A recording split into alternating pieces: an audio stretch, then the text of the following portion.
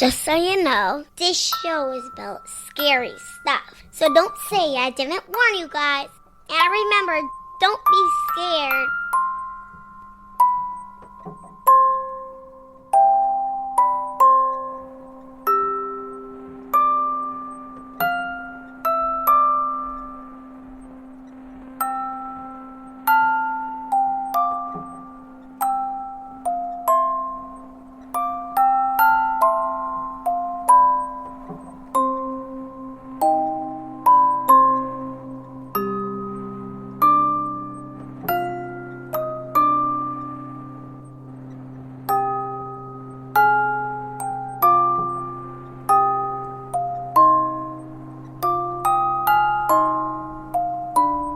Episode 137, Sentenced to Life. War Baby here with another episode of Murderous Minors.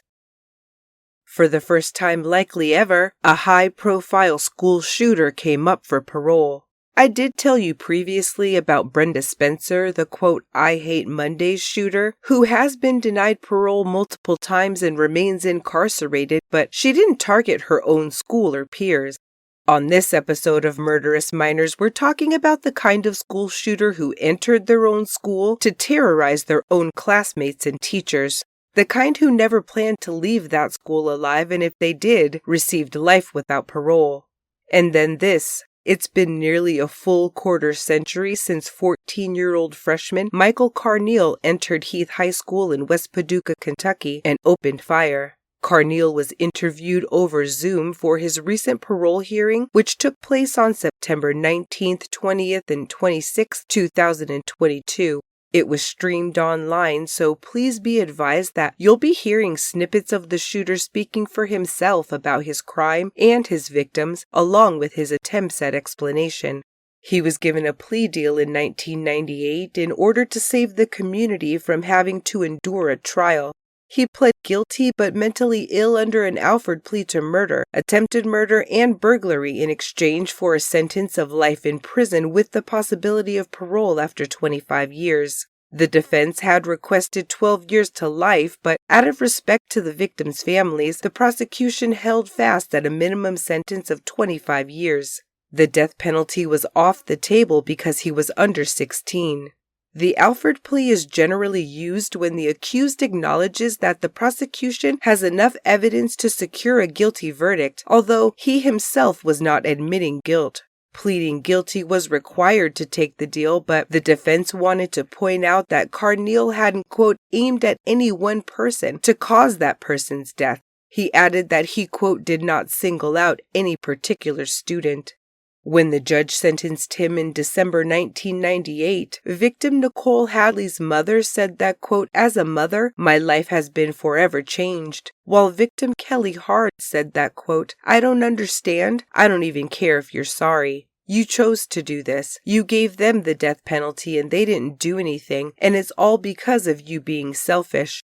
Victim Kayce Steger's mother said, quote, even answering the simple question of how many children do you have has become very complicated. Tears have taken the place of where laughter used to be, knowing that we will not hear Kayce's voice again, or kiss her goodnight, or watch her graduate from high school. We have a life sentence of grief. We have no hope of parole. The killing has taken so much from our family, we won't let him take more.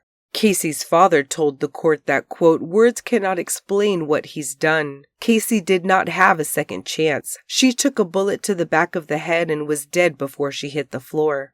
He held on to the fact that he'd walked her to the bus stop on the last morning of her life, saying that, quote, the last words she ever spoke to me were, I love you. Victim Jessica James's father stated that, quote, the shooter has killed not only my daughter, but also a part of my being as well. Though my mind says she's gone, my heart still misses her enough to include her in my plans, adding that Carneal was a, quote, spoiled brat with no respect for others.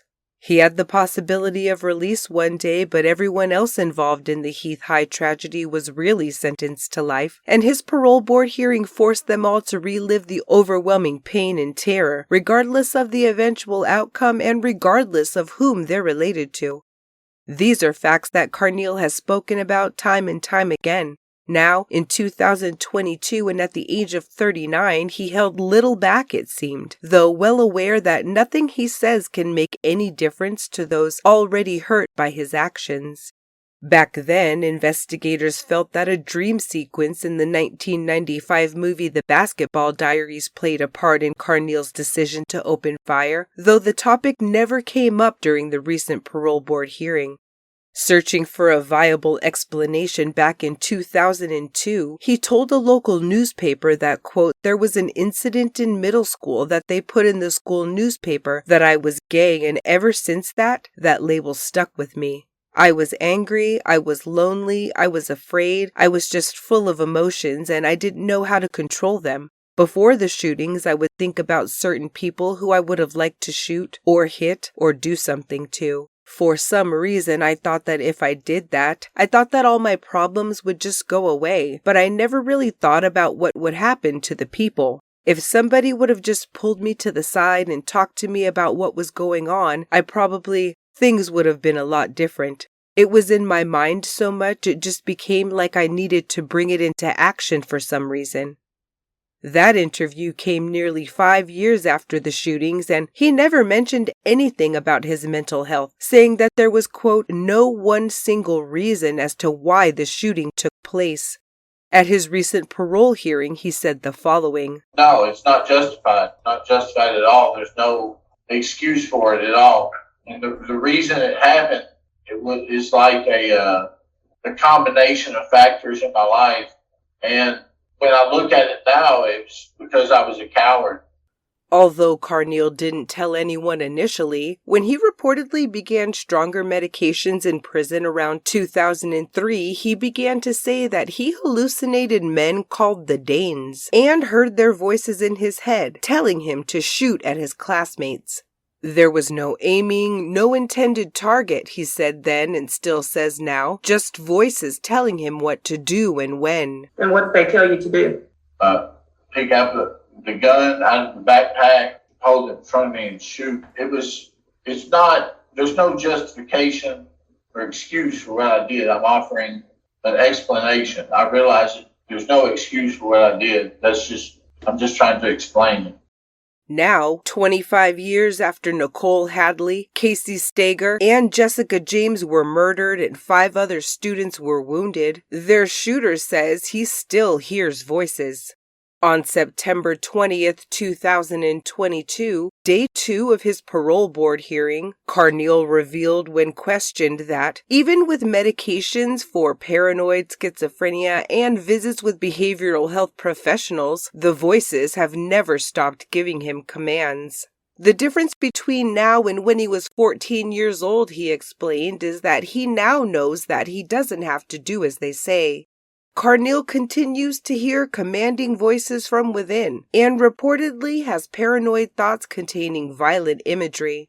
His prognosis has been deemed poor. So if we fast forward from that day till today, are you still having hearing voices that tell you to do things?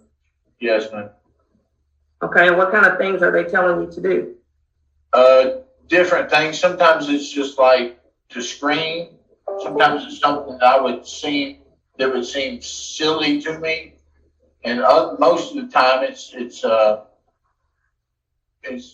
things that like hurt myself or something like that. And I know now that that's not something that I should do, and I'm able to not do it and rationalize that it's not something that I should do, and what I'm hearing is not real. But on like a subconscious level, it is something that is inside my mind. This is produced by my mind. And that's troubling to me, that anything that I've heard at any point in my life was part of me. These terrible things is something that came from me. Mr. Carneal, when was the last time that you heard one of these voices that told you to do something harmful? A couple of days ago. And do you recall what that voice told you to do? Jump down the stairs. In regards to December 1st, 1997, Carneal told the board that he began planning the shooting a week before and that he stole the guns from his neighbor's garage on Thanksgiving night. He knew where they were and how to access them because it was also a friend and classmate's house. The owner of the guns was not prosecuted and he eventually was returned the firearms not used in the shooting. That Monday was the first day back to school following Thanksgiving break, and Carneal's older sister drove him, not noticing anything out of the ordinary. When he was asked what he had wrapped in the blanket, he simply replied that it was for a school project. No one questioned him or realized it was several loaded rifles. The day of the shooting wasn't the first time he'd brought guns to school, and although several students saw him with one of his dad's guns on the day before Thanksgiving, no one reported Carneal's behavior. A handgun I had taken to school several days before the incident, not all the weapons. I was showing it off to people. I thought it was interesting, and I thought it was just something that people thought would be cool to show off. It had been a long time thing where I had thought about what it would be like to be in the school and just nobody would be there. It would just run around, and I don't know. I thought about what it'd be like to be in the mall with nobody else there and situations like that. And it just kind of developed into the idea of what it would be like if people were not there because of something I did. I don't know exactly. I didn't think exactly about like shooting people and killing them. It was just something, originally, it was just something that I thought I would do something and everybody would leave the school and I would just run around. I think it started out as a mischievous mind and it developed into more than that. Something a lot worse than that. Back then, he was portrayed as both bullied and a bully, with shooting survivor Missy Jenkins saying that she'd seen both. But she also said that she considered Carneal a friend and admitted that Heath High School did have their issues with bullying at the time. No one, however, foresaw the carnage that would come, and everyone was surprised to realize who was responsible. But now that I look back, I realized that there were a lot of people that supported me and helped me and were friends with me that I took for granted, and I didn't realize that because of my perception of how I was being treated. By all accounts, and his own, he came from a supportive regular family with a father who was a respected attorney, a loving stay-at-home mother, and an older sister, a senior alongside him at Heath High School who was on track to become valedictorian for that year. His mother volunteered at church, and both parents were fixtures among the band volunteers and chaperones. They never did anything to me to make me feel bad. I grew up in a very good home. Dad was just regular hours. We ate dinner together. It was a good home life. But towards closer to the commission of the crime, things kind of deteriorated with me and the way I trusted my parents and my sister and the way I thought something would happen to them.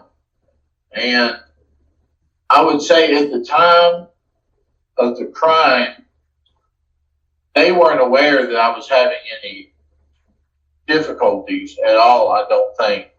But I look back on it now, and I think they did everything they could. They were loving and supportive of me in every way they could be, even my parents and my sister.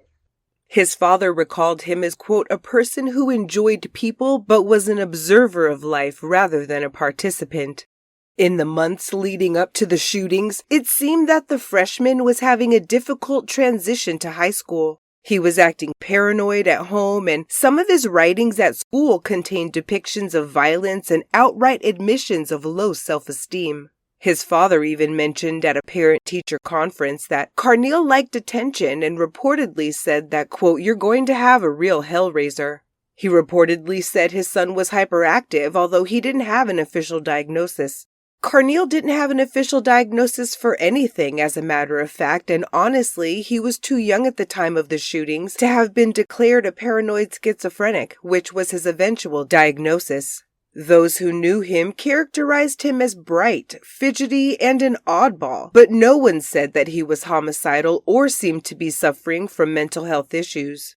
Some reports indicate that he'd printed pornographic images from the family computer to sell to his friends for $0.25 apiece, and that he was using stolen credit card numbers to order things online. Not exactly the typical class clown behavior many attributed to him, and he never said that voices in his head played any part in his behaviors back then. Well, I was experiencing, I was hearing things, and I was extremely hyper suspicious, and I had felt for years feeling alienated and different. And I think that when I started to develop mental health problems, that it fed into that, and it kind of it made my mental health problems worse. That I had spent those years feeling like that, and it got to the point where I was hearing things in my mind to do certain things, and I was doing them. I wasn't strong enough, or I wasn't thinking properly enough to evaluate what I was being told to do, and I just found myself doing them. Different things. I think one of the first things I remember was I had a pistol that I had gotten out of a lockbox in my father's closet, and I had it, and I was looking at it, and I heard in my head to shoot myself, and I was holding it to my head, and then I put it in my mouth, and I put it to my head, and I didn't do it for some reason. I don't know why, but that was one instance where I didn't do what I was hearing to do. And to me, that shows that at any point in time, I should have been able to not do what I was hearing to do. Because in that instance, I didn't. So in my mind, I think now, maybe any time that happened, I should have been able to not do it.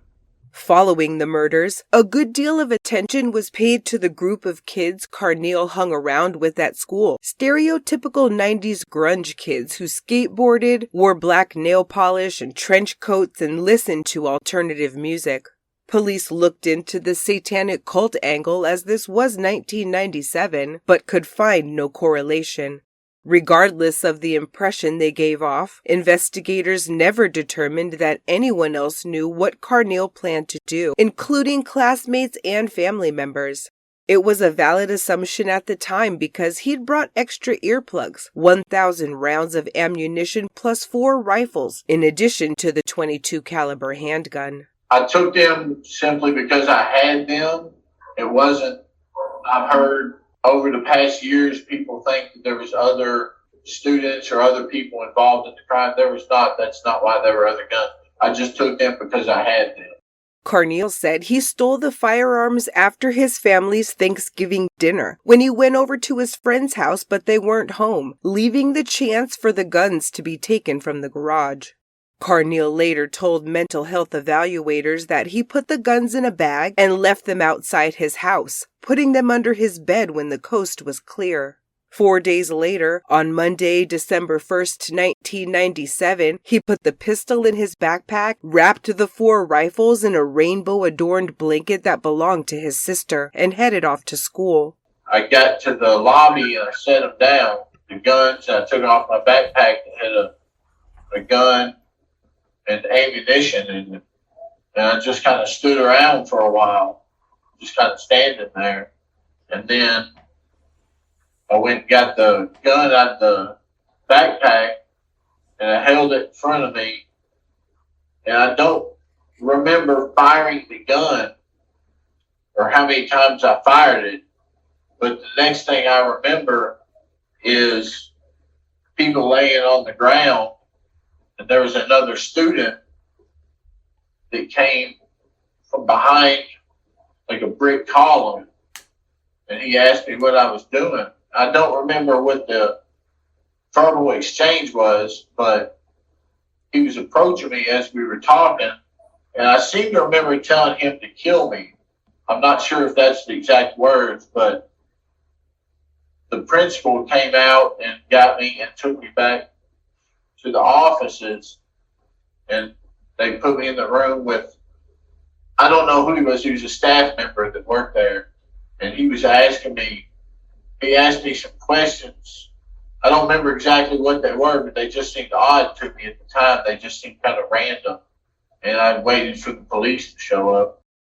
He told them, quote, "It was kind of like I was in a dream and then I woke up."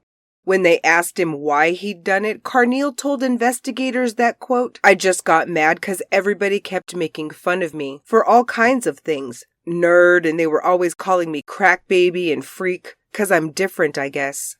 His parents said they had a normal morning until they received a phone call soon after their kids went to school, letting them know that something bad had gone down at Heath High. They went separately because Carneal's mother needed to get dressed while Carneal's father left and waited outside the counselor's office. Soon after, he was told, quote, to come in, that he needed to talk to me. That is when he told me that Michael had shot the gun.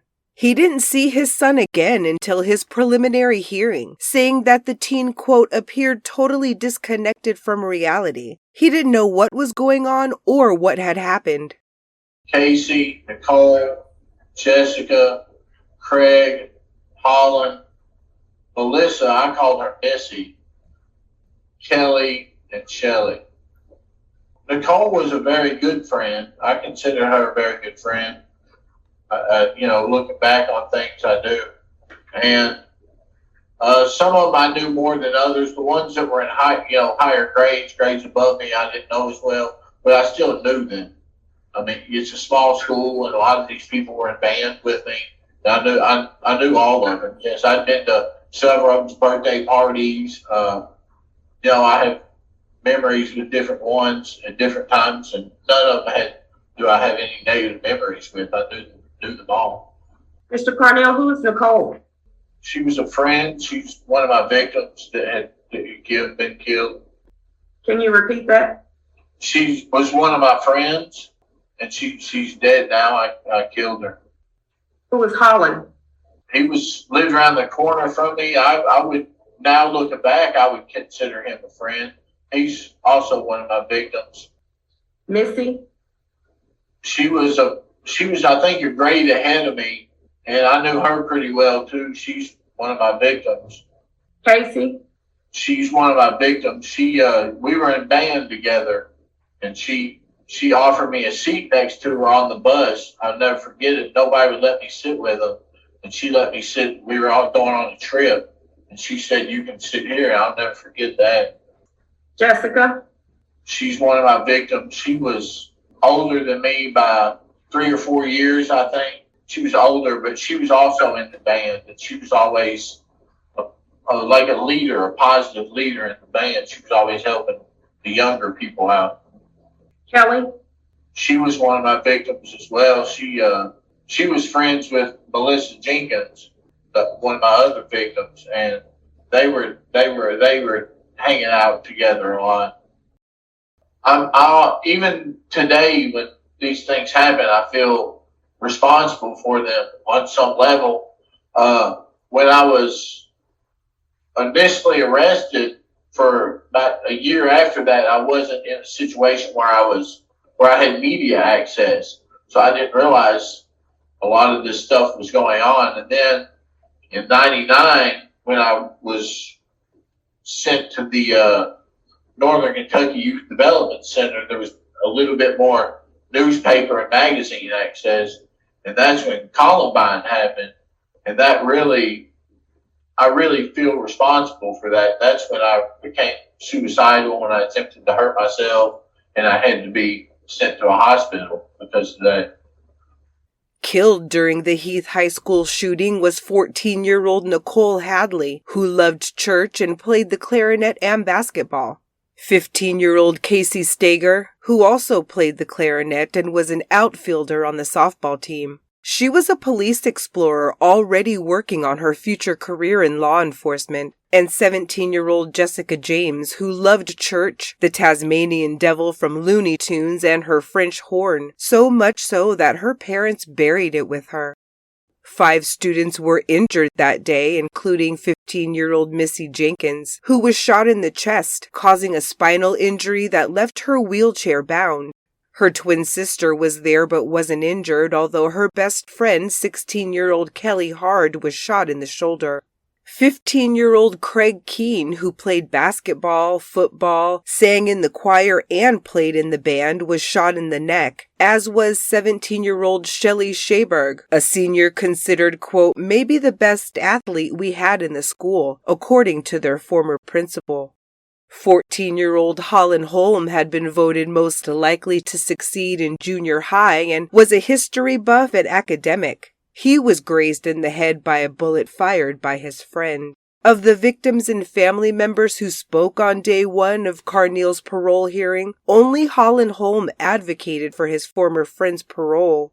Although he grew up to start a family and become an attorney, he suffered lasting effects, saying in part, quote, I was a 14-year-old child. I laid on the floor in the lobby of Heath High School, bled from the side of my head, and believed I was going to die. I said a prayer and readied myself to die. Almost 25 years later, I still have trouble being in crowds of people. When I think of Michael Carneal, I think of the child I rode the bus with every day. I think of the child I shared a lunch table with in 3rd grade. I think of what he could have become if on that day he had it somewhere in him to make a different choice or take a different path. Michael Carneal has done much to cause justifiable anger. I feel that anger too, but when I feel that anger, I think about the 14-year-old boy who acted that day, and I think of my own children, and I think the man that boy became should get the chance to try to do and be better. If the mental health experts think he can be successful on the outside, he should get that chance. I have to think that after 25 years, he's a different person than he was that day, as we are all different people today than we were 25 years ago. Nicole Hadley's father said that, quote, our family's lives have been impacted by the moment in 1997. The memories that we have can never be replaced. Her mother said that, quote, we, the families, the survivors, and people that were at the school and the whole community were given a life sentence by the shooter and didn't have the opportunity to get a second chance, a reduced sentence. We've missed Nicole's high school graduation, her college graduation, her wedding, her kids, our grandkids, and many birthdays and holidays together. Nicole's older sister said that, quote, over the last 25 years, I've had to learn how to deal with a lot, and most people will never understand what I've been through. From what I understand, I was the first sibling to survive a school shooting where I lost a sibling. For me, it's not fair for him to be able to roam around with freedom when we live in fear of where he might be. Nicole was given a life sentence. Michael pleaded to a life sentence. I believe that he should have to spend the rest of his life incarcerated. She pointed out that back in 1997, Nicole had recently told Carneal she wouldn't date him and that Nicole was the first to be killed by a bullet to the forehead, adding that, quote, Nicole did not agree with how Michael treated people and the things that he did, but because she was so kind-hearted, she was friends with him. Michael was not a kid who did not have friends, as he's led people to believe. I believe that Michael knew what he was doing the day of the shooting. He fired 8 shots and hit 8 different people, which in my eyes is a very difficult task. Missy Jenkins Smith, who was paralyzed from the chest down, went on to college and became a social worker. She married her college sweetheart, started a family, became an author and a public speaker, but it was difficult, she said, adding that, quote, I could speak for hours about what my life has been like every minute of every day the last quarter century without the use of my legs. I have been sentenced to life without the possibility of parole after living the consequence of Michael Carneal's decision. I'm forced to continue with every day getting harder and harder as the years pass during my life sentence. I will continue to serve out that consequence. Michael's decision for me will be my entire life. The future and the fear of it haunts me.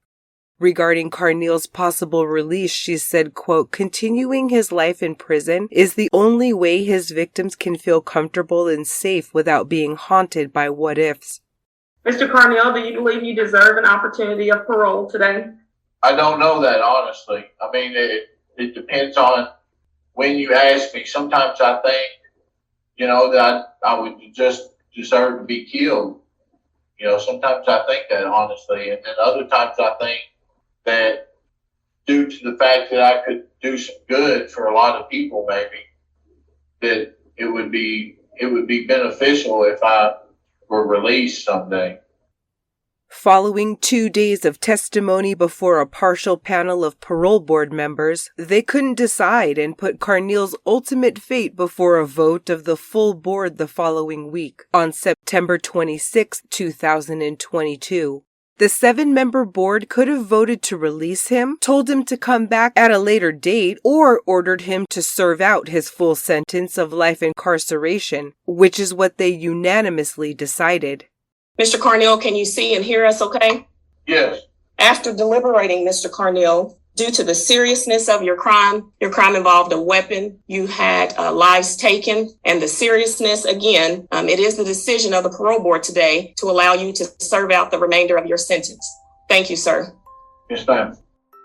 Michael Carneal, now 39 years old, is housed at the Kentucky State Reformatory in LaGrange, Kentucky. His mother once recalled how her cousin's kidney transplant helped Nicole Hadley want to become an organ donor one day, saying that, quote, "My cousin came in once and I introduced them." Nicole said that when she got her driver's license, she wanted to sign it so that if anything happened to her, her organs could be donated. And they were, making it possible for her heart, lungs, and more to give others life.